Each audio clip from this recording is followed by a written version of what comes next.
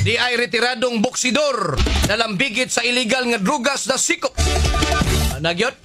Di nagyot madagyot? Di nagyot matikang imong tiil nga do sa ring? Aron nga makasapi sa mga higalag malikay ta ining illegal nga drugas? Nadak pa na hinoon. Ang detalye sa balita pinagi ni Super Decime Padilla. Super Decime Padilla sa Super Radio. Yes, Super Decime, paso! Super Radio.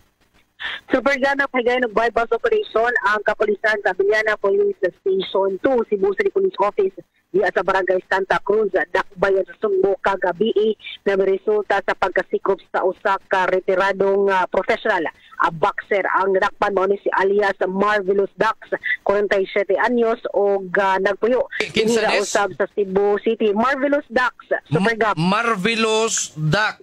Pilay edad niya des? 47 years old, Super Gab. 47, murag nakakita man siguro ko ini niya nga niaway pa sa ibabaw sa ring. Ya, kanisa mao lagi yun ta. Kanisa nakuha ni sa ugan Super Gab 10 gramos sa gituang sabo nga nagkantidad og 68,000 pesos. Unya ato ang sa impormasyon nga ato ang nakuha 1997 ni siya nga ni retire sa iyahang pagka professional boxer.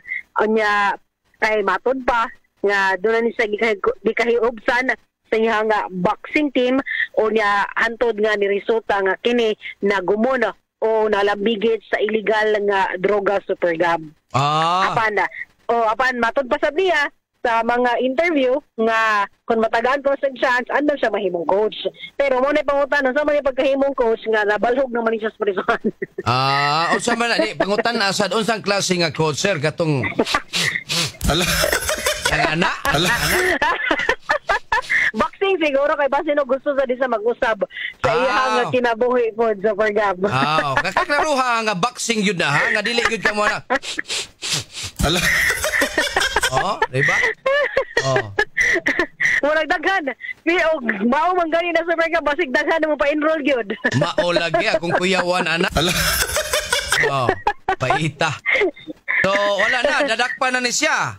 Nadakpan niya, giandam na sa ato ang Biliana Police Station 2 ang kaso nga ipasaka bato kaning suspitsado Super Gab kasong kalapasan sa Republic Act 9165 ang ihang atubangon. Okay. Uban Super Pedro Pantonia, ala ko si Super Decime Padilla sa GMA Super Radio DYWS, dapat totoo. Super